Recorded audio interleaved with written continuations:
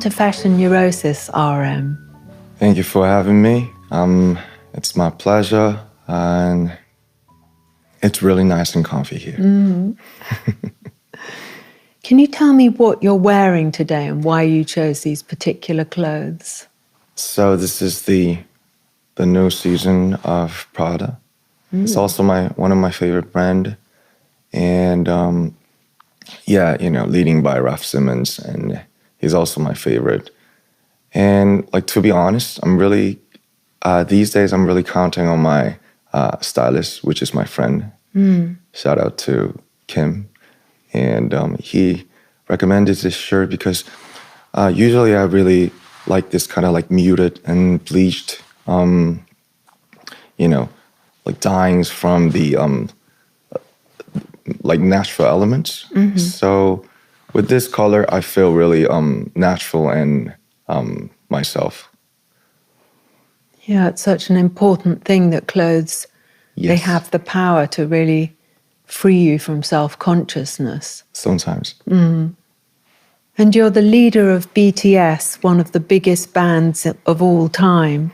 And you've sold over 40 million albums, and you're the only band since the Beatles to have 3 number-1 albums in a year. And you have a humility that's not associated normally with pop music. And I wondered why that's important to you. I think I never had a wish to be this big, because I always wanted to have, such influence to, when you become an artist or an influencer, then sometimes you really want to reach as many as you can. So when you are in the middle of the pop music industry, particularly, it feels really easy to be just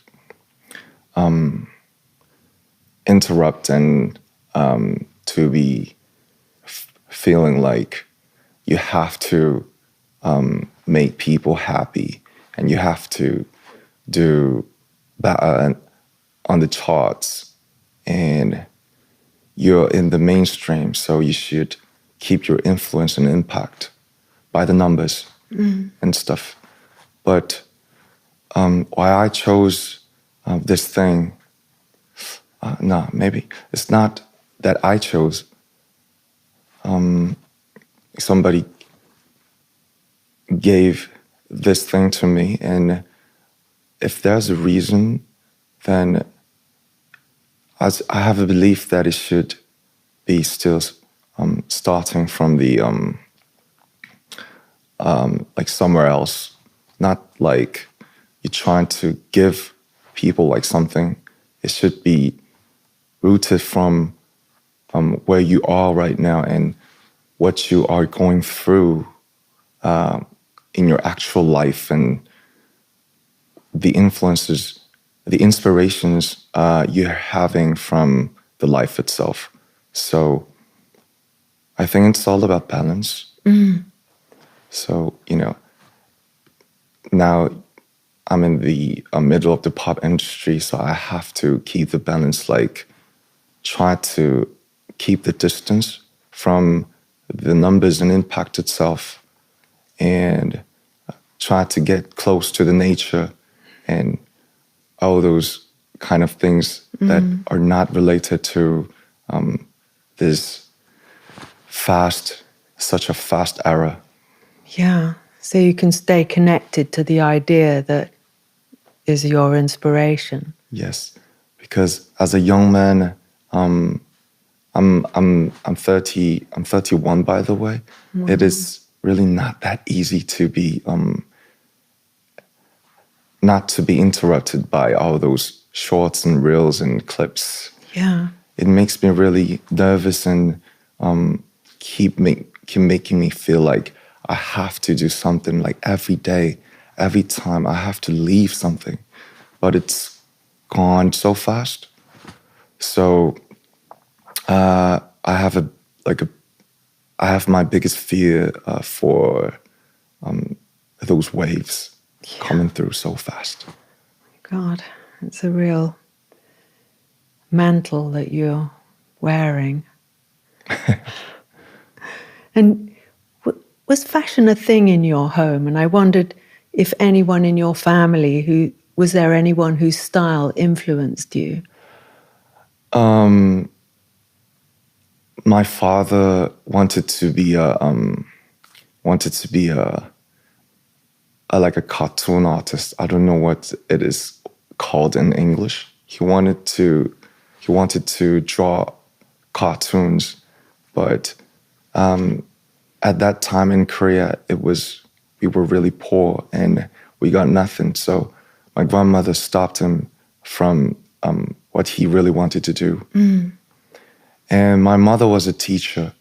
And so I think my father had some such craving and eager for something else except studies and jobs and stuff. So he was really quite supportive for what I was trying to do, which is music. Yeah. And my mother, she was really always trying to give me the stability and telling me not to challenge too much, just be in the safe zone. And I was like a small, like a clock pin going back and forth with my father and mother. So I think I've learned the balance from my parents. And they were such great parents to me. Because you've described experiencing Stendhal syndrome, where looking at certain works of art and feeling overwhelmed by the intensity of what you see. And I wondered if you'd ever had those kind of intense and extreme reactions to any fashion. I still remember when I first looked at the clothes of Rick Owens. Yeah. And he was also in Fashion Neurosis, I know, because I watched it. And so there was a store in Seoul, but it's gone right now, maybe because of the COVID. But I remember like in 2014 or 15, I got no money. I couldn't afford any piece of Rick, but I still remember when I first entered the store of Rick Owens in Seoul. So there was a big sculpture of him, of course. Yeah. And all those like black waves and darkness of his world. And the silhouettes, they were really elegant. And I think that was the first time that I've got like such like a Stendhal syndrome for clothes. And I first realized that, a color called black could be various like this. And I got shocked. That's such a great description, because he's just so evocative, and everything he does is so provocative and also so moving, really, isn't it? That must have been an amazing experience. I still love his clothes and, of course, his words. One of my favorite quotes from his Fashion Neurosis was that, it went viral. Like, maybe like the people who don't care about fashion, fashion is not their priorities, and it could be hot. Yeah. I love that quote. I know, he's so great. I'm so glad you enjoyed that. It was my first. He was my first guest. And he was like a talisman. So it's lovely that he comes back into our conversation. He is amazing. And being visible from such a young age, how much of your identity do you hide or reveal through what you wear? I describe it as like a life of an undercover. It's like you be a thief at night and act like a police officer in the daytime. And I think I had a tough time for long to just admit it.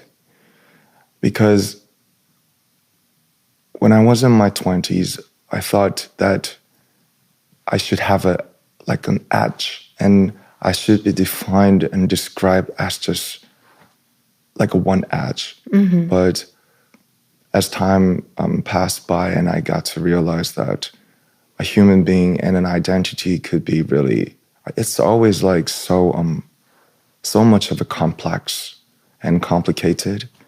And it was all about the contradictions and dualities. So I'm still fighting with all those contradictions, that how much should I reveal myself to the others, to the public? Or how much should I hide my privacy? Or I'm still figuring out like what to show and what to hide. Yeah. But I think the best way to reveal your real things is the art itself. For me, it's music. So I'm trying to reveal my bad things and demons I want to spit out as music. Yeah. I suppose that's what people can really relate to as well, because there is no such thing as a completely pure person. It's such a comforting thing to hear that described in music. Yes, it's amazing that, when we see the great artists, their personal story could be universal. Mm. I think that's the beauty of an art. When it comes to a painter, a sculptor, or a fashion designer, architect, novelist, musician, their personal histories and their ways of dealing with their own trials and hardships in their lives. But all we could witness is their results and their final pieces of their digestion. And I think that is so beautiful to watch, and I always wanted to be someone like that. Well, you are.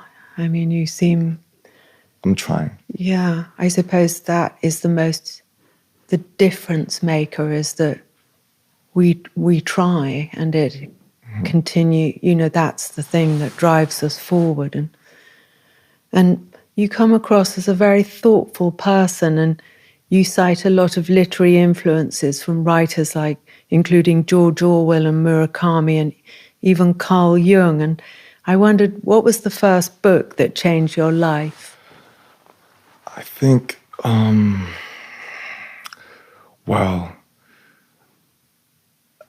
just to add,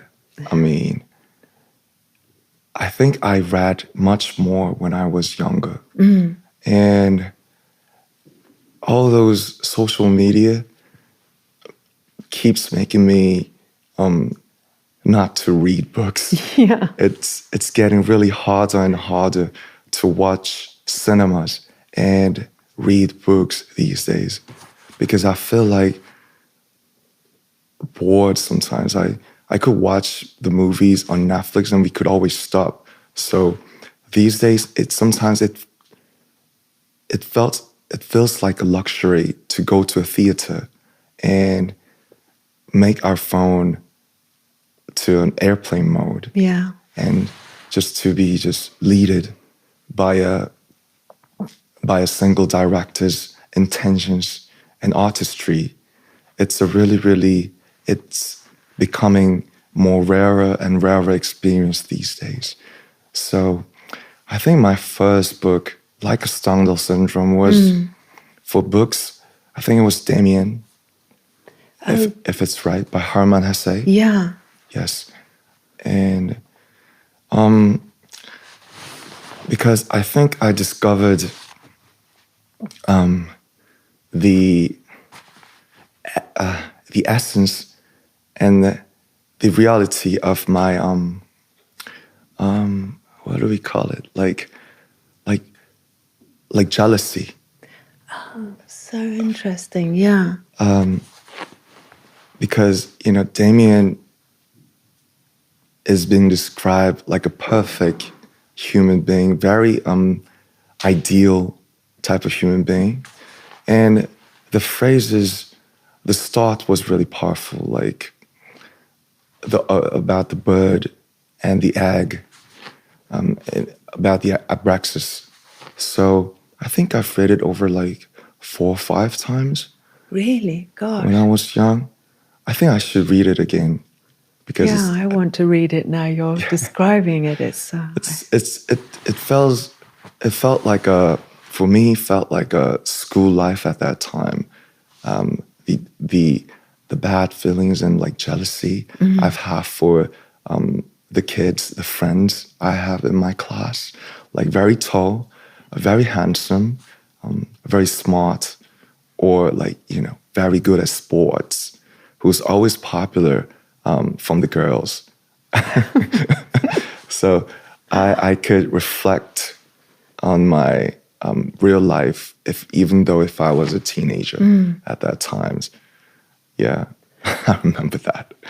It's such a good book to have found because jealousy can be such a thwarting and crushing feeling, and I remember my shrink saying to me, I was talking about feeling how bad I felt to feel competitive with someone. And he said, well, you can treat it as a game and to read something at that young age, so kind of philosophical, and also that it's actually not that bad to feel jealous. It's part of finding out what you can handle. It seems an amazing book. How did you find that book? It was being treated like a classic and very, very recommended by the parents and teachers. So I think my parents always took me to the city library every weekend. And I think that's one of the best things that a parent, like parents could do to their kids.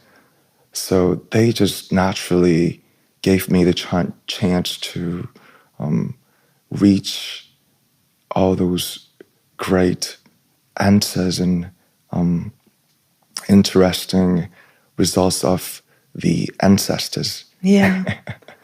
God. Yes. Because you have the demeanor of a man with the burden of the leadership and how to use his power in a conscientious way. And I wondered, how do you deal with the loneliness that comes with being a leader? It's still hard because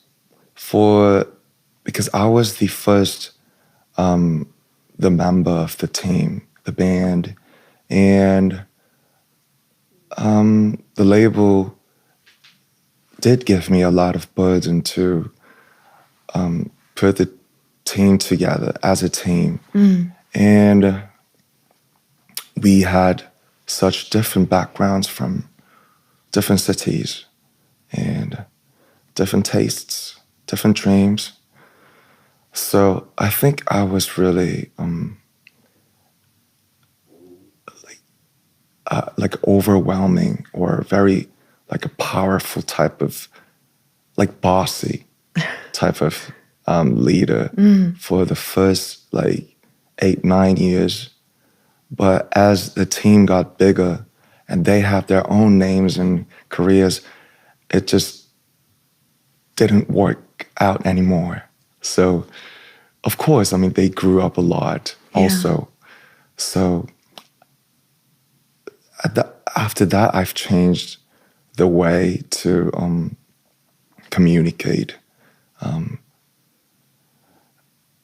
And I think a leader is just like this. For example,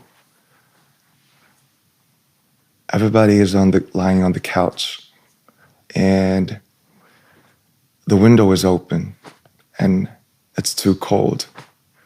So somebody has to close it.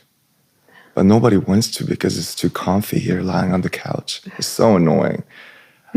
If one single person has to stand up and get off the couch and walk a few steps to close the door, then I think that's what a leader does for every part of the team.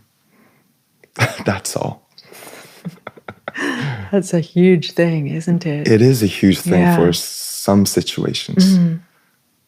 I suppose by getting up to close the window, you risk losing your place on the cozy couch. And it is the act of courage and confidence as well.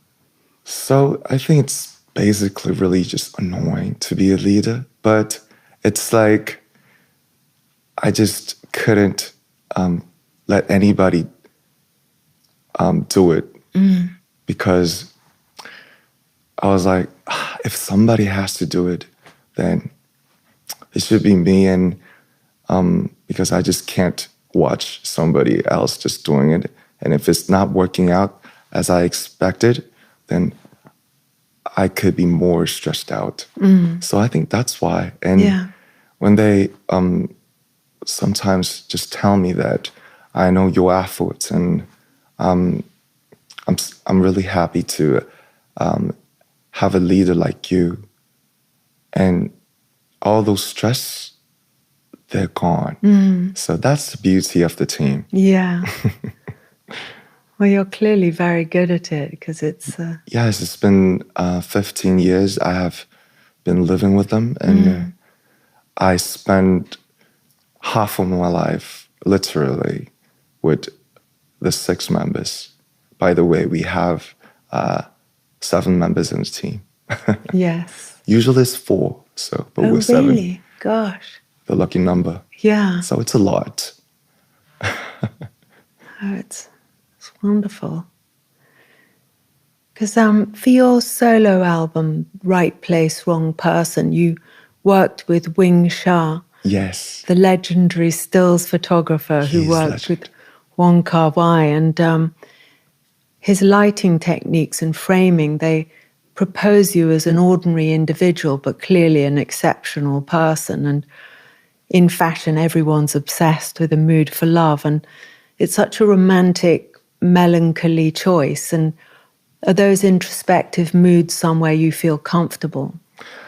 Yeah, that's my favorite album so far because that's my most recent album. But thanks for noticing, by the way. They're so beautiful, the photographs. And you... Sorry to interrupt you, Carrie. I was really trying to get away from where I was because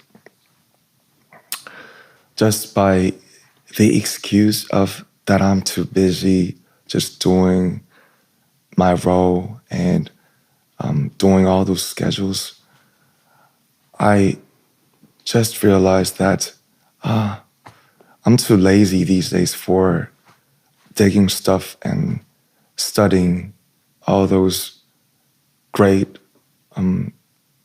art world outside. And when I was working on the album right before the military, I just tried to get away as far as I could. And Mxo was, of course, everybody loves Wong Kar-wai's movies. And it's really interesting that even the Gen Zs and the Alphas, there are lots of fans of Wong Kar-wai still. So I think it's proving that he built such an like his own original world by himself. And all I focused was just to be more chill and not too nervous all the times, because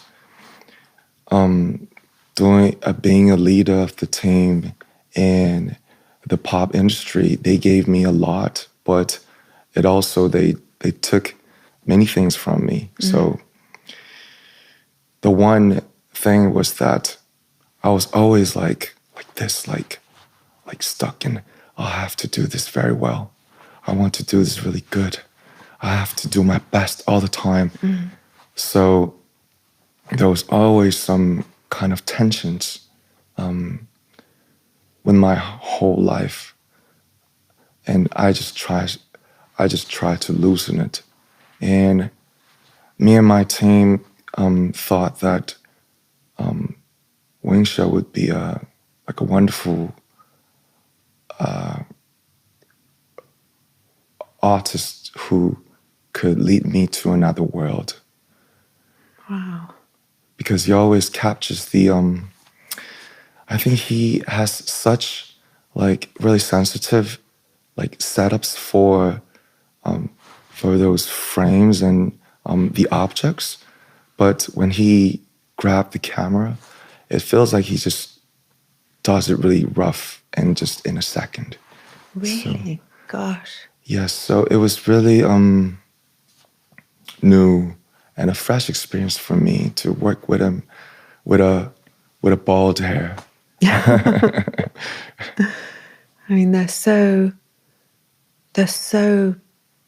striking, and that picture of you in a pool of light is just, it's like he's able to show more of you than maybe you might care to reveal, with your privacy. But to see those pictures was very, I felt that I learned something more about you to look at them. There was such a depth to them. And oh, that's really wonderful to hear. Thank you. He will also like it. I mean, it seemed like a meeting of spirit and creative kind of. It was an old hotel, dumped. Really? Yes. And it's just, I think it's just being used like a location for shootings these days, because I think it's on sale, the building, but I think it's not sold yet. So it was really like a strange place, like back room. God. So I think he's a veteran, so he captured the maybe the blurry concept or the thing that I want to deliver by in the name of in the title of Right Place, Wrong Person. Yeah. Because I think in 2026, most of the people could think themselves like that. Like when you are in a company and you feel like you're the only wrong person. Am I the only one who think like this or who acts like this? I think everyone may have an experience of feeling like he or she is a wrong person in a right place, or a right person in a wrong place. Yeah. feeling the outsider is a thing you hear a lot of people talking about. In terms of loneliness, you said, it's getting more connected and connected by the phones and the media, but it's a contradiction that people with depression and loneliness are getting a lot these days. Yeah, it is. And you're constantly surprising in your artistic references. And I noticed you had Kim Gordon's Bye Bye on playing on one of your Instagram posts. And I love that. I know she was also on Fashion Neurosis. Yes, she was. And I think and everyone knows she's the coolest grandmother in the world. I know, she is. I don't want to call her a grandma, but I think she's the coolest. She is. Is it like, because I love that, her music, that sort of punk music, that was my generation. And if I wanted to listen to a Korean singer who embodied that kind of crackle and tension and sort of thing that she has, who would you recommend? Really, really strong and intense. You should listen to No Brain. No Brain, okay. You could already feel the... I get it already. The band is called No Brain. Yeah.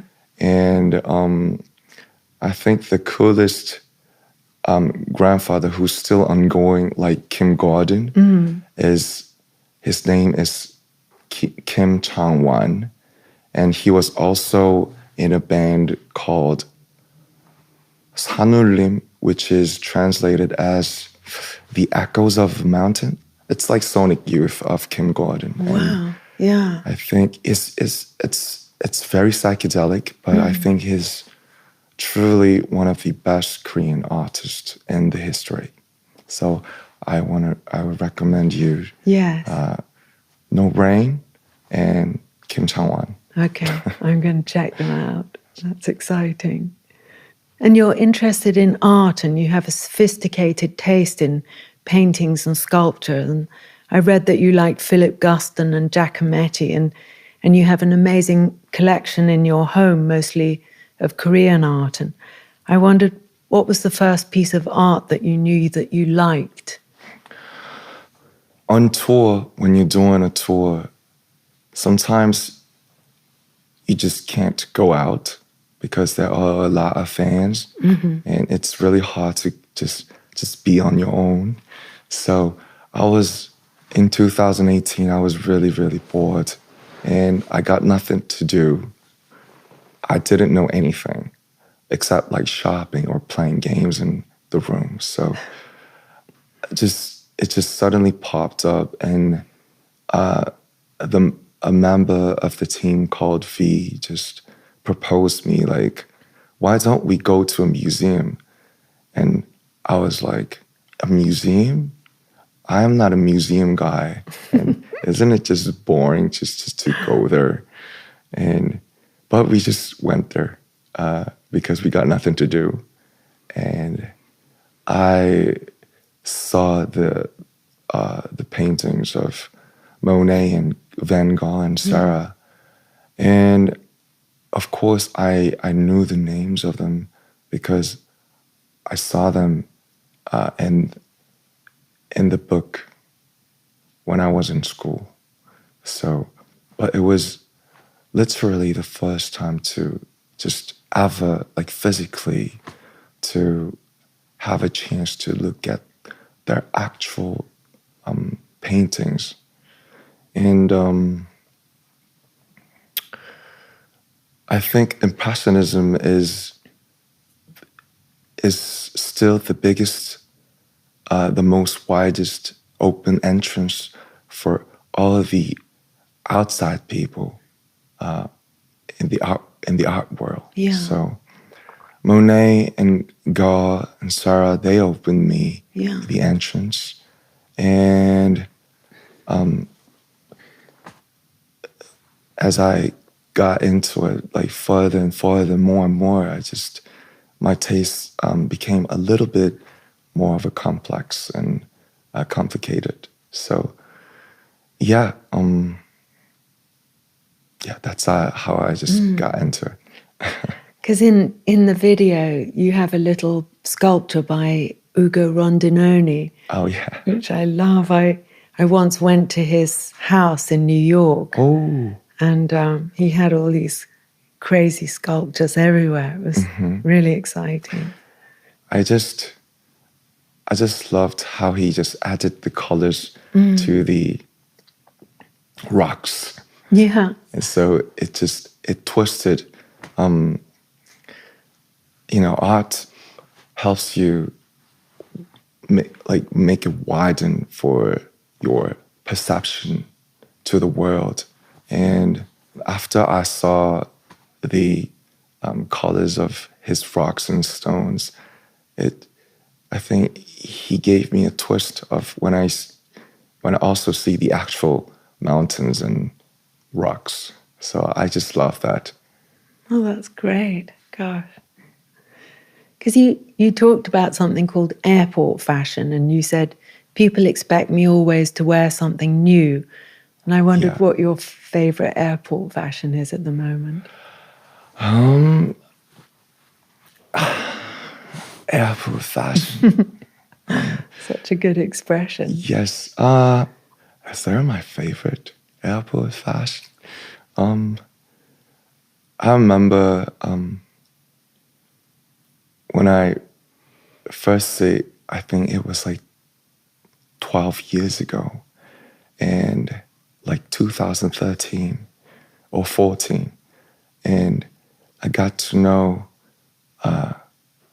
the collective, the crew, Art Future of Tyler, the creator, and Frank Ocean, are all sweatshirt, and I just got to love their vibes. And so I was not very rich at that time, so all I could buy was the T-shirt of Golf Wang, and it looked, when I looked at the picture of those times, it's ridiculous because I'm wearing like pink socks and the donuts for the T-shirt. I mean, but I kind of like it because it reminds me of the times that I was really more pure and more younger. And I just got to realize that if you hate something too much, then you kind of like it. Yes, that's so true. If you really hate it, then you just got no interest. That's such a brilliant point. It's always, there's something in there, isn't there? Yes. So ironically, it's my favorite. The pink socks. Yeah. And are there certain garments that make you feel better when you're feeling low? I call it, in Korea, maybe. Me and my friends call it like the hills. And I have my hills. And they are, I think the nature is always the best therapist. 70% of Korean land is made of mountains. So we could go hiking in every cities. So mountains, rivers, and the sea. We also have sea in Korea too. So they are my teachers and therapists. And mostly the friends. Because I don't like myself sometimes when I feel like I'm too obsessed with the relationships. Like I always ask myself, like, could you just please be on your own for a second? Why do you always need somebody to talk to or to go for a trip? Could you just let yourself be alone for like a week And because I mostly feel really hard to be just do nothing and just be on my own. So, but friends, I think sometimes they're everything. Yeah. Family and friends. And art, of course, music, architecture, books, and art. There are lots of hills that I always have to rely on, and that's the exact point. I just finally find myself like, I'm too weak. I always need those hills. Yes. I suppose part of being strong is to recognize weakness, or what people call weakness, but it's just a different mode, isn't it? It's a different place, as long as you don't, speaking for myself, sink down too far, and then there's so far to come up. And yes, I think being strong starts from admitting your weakness and your defects and flaws. I have too many flaws. You're quite a hard taskmaster on yourself.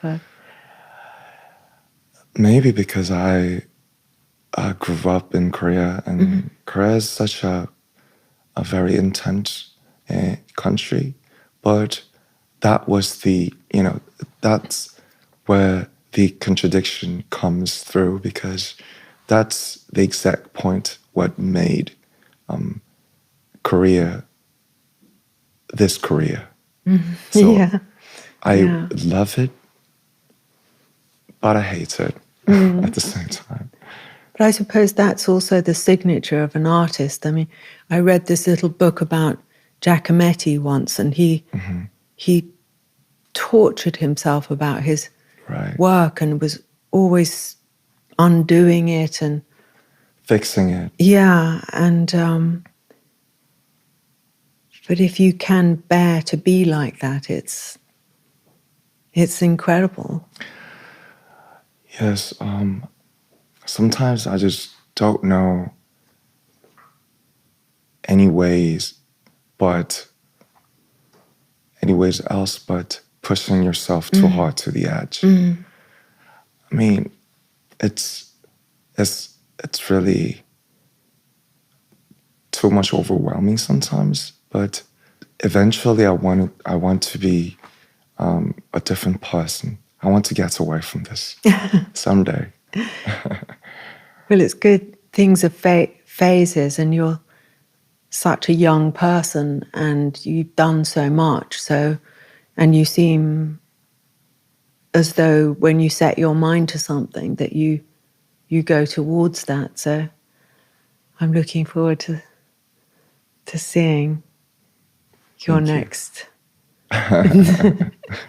On the cover of your new album, Arirang, BTS are all wearing these permutations of an elegant suit that could almost be a uniform. And it's glamorous, and it suggests the confidence to be subtle. And do you feel like subtlety is a more representative of where you are at the moment? Yes, because we had to admit that we are very confused, and we just can't reach a like a certain very obvious consensus of visions or tastes or dreams. So it was a very confused album. I think I'm still very confused, and I think about subtlety a lot. But yeah, like I just don't really know. It's very subtle, but so we wanted to be very straight forward, but we failed. But we did know that we were going to fail. That was maybe the place that the subtlety comes from. And those conflicts and the shakings, I think it's where I am right now in 2026. I want to be very certain and straight, but I think I always fail. I mean, I think it's the most incredibly beautiful picture because it seems to have all this, it seems to capture the past of each member. And even though, you know, there are certain similarities in the way that you're all dressed, there's this individuality that really shines out of each person. And I think it's really beautiful. And I suppose there is no such thing as certainty in a way. So, and that's got to be good because it means things can evolve. And, you know, as somebody with a lot of ideas, that it's just a bit nerve-wracking to feel like that.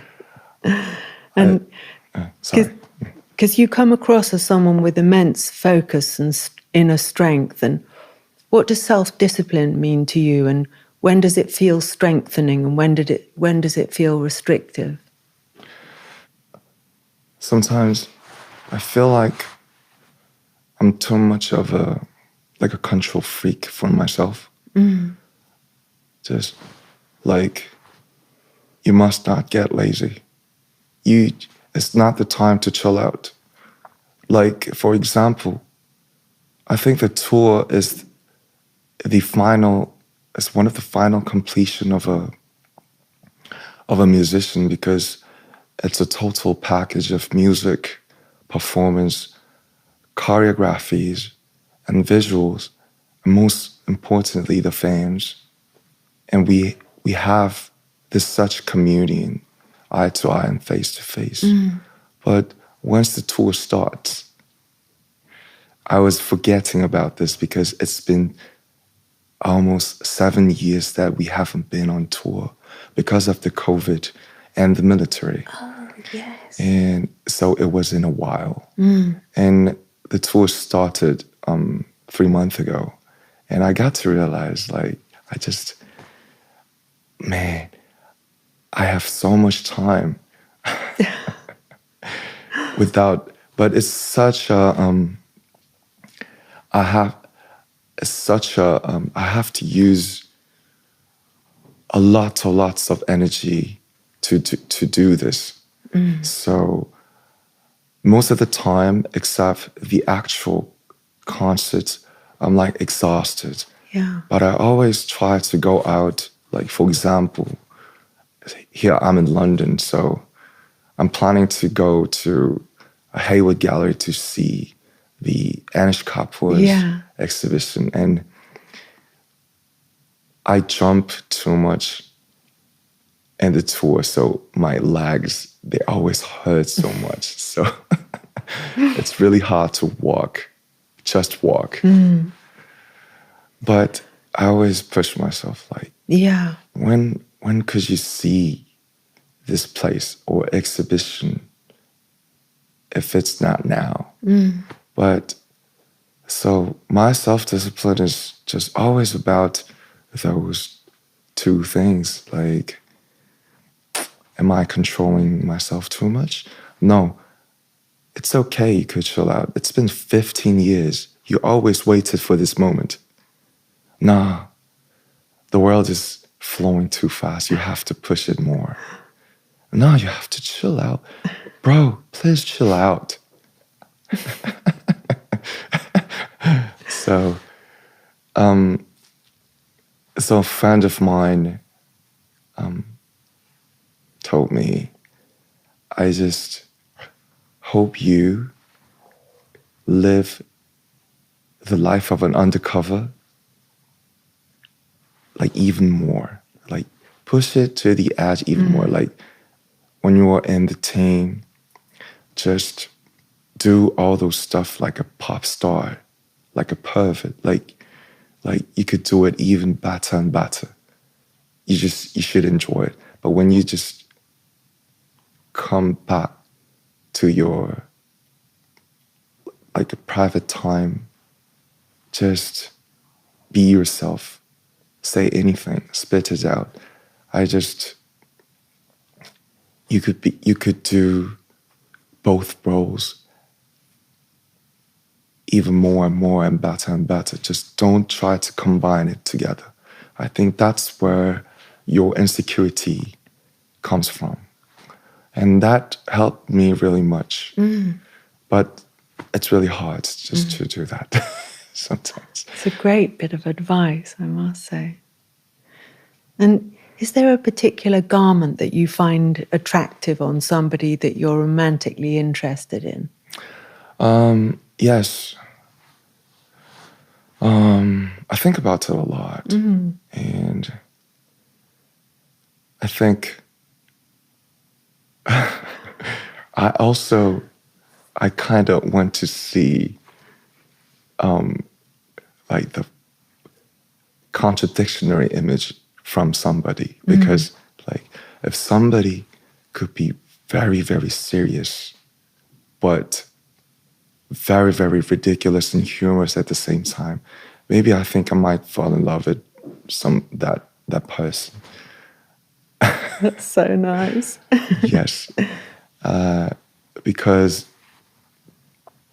I don't know why. Maybe if I could be with that kind of person for a long time, I feel like I might have a really, really like a happy life and happy times with, like such full of content. Yeah. You know? Like, talking about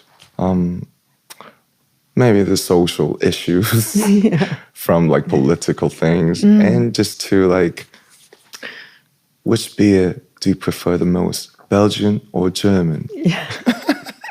I prefer Korean, like something like that. Yeah. So, yeah. I think I find such riz when I see somebody's very, very a duality. Yeah. Yeah, the duality. Yeah. And if you fancy someone and don't like something they're wearing, does it kill your attraction? I think I used to when I was young, because I was like, fashion is everything. Like clothes, it's the best way to express yourself. But, Rick already taught me on Fashion Neurosis. There was a lesson. And I think as I got a little bit older, I've learned how to really, really respect somebody's taste and a way of expressing themselves. I was talking that I'm learning about it like years ago, but now I think I could say that I became a person like that even more. And for that part, that is the exact part that I want to become like that even more and more. And fashion is the clothes. It's really important because we just habitually judge other people just by the looks and the fashion. Yeah. So nobody wants to be judged easily. So, because on your album Arirang, you have a song called Normal. yes. And I wondered, what rituals do you have to create normality when there's less of it around in your life? And because I noticed on your video when you were showing the art that you made your bed, and I wondered if that was one of your rituals and what rituals you use to ground yourself. To turn off, right? The word, sometimes a language or a single word could define your entire world. So just my obsession with a word, normality. Yeah. That was the way, one of the best way to get away from it. You should be normal. You should just be one of them. Because I am living a strange life. But as I got to obsess with the I want to be a normal person. I just want to be one of them. And as I got so obsessed with it, I think it just runs away from me even more. Yeah. So I'm trying to stop thinking about normality. Yeah, it's a really good idea. You should turn yourself off. You should be private. You should not be noticed. I am trying to get away from it. I mean, it's the most incredible album. I've really immersed myself in it and been enjoying it so much. And your process is so rigorous, and the effect is both optimistic and full of freedom and inclusion. And I love the song Hooligan, and it has these captivating melodies and also what sounds like metallic. I mean, I imagine swords clashing like ancient sounds. And how do you bring all these things together? I mean, it's an impossible question to answer as I'm asking it, but it's so, you have all these kind of beautiful things happening, and then the effect is just very, very direct and definite and goes straight into the heart. We had a lot of friends and partners who helped us so much. We did the session for an album 3-4 months, and we stayed in LA, and we luckily had a chance to work with such great musicians and artists that could help expand our world. And Hooligan is also one of my favorite. Is it? Oh, yes, it's produced by, it's a track by El Quincho, and he did a lot of music for Rosalia. Oh, wow. So he's a very, very extraordinary and special sound maker. So he brought all those strange and never heard of sound to the session. Yeah. And I remember Jungkook and J-Hope did make those amazing no-brainer top lines for and also came up with the word hooligan. So the credit is I think I did such a small part of for this album, because the team itself got so much bigger than before, and even the other members, they also have done their own solo careers, and they grew up so much. So I count on them so much. So I'm a very, very lucky person, and I've learned so much through the process of making the album. And I think I could do better when it comes back to my solo album, the next. So yeah, it's a beautiful back and forth, I guess. Well, thank you so much, RM, for being on Fashion Neurosis. And it's just been wonderful to listen to you and to connect with everything that you've talked about. It's really It's such an honor to be here. And I might be the first Korean. I am so honored to have you here. Happy. And I just think there's something magical that you've done with your music, that you managed to touch people from such a huge age range, and that is really a huge talent, the talent of a leader that you clearly manifest. Well, thank you so much. Thank you so much.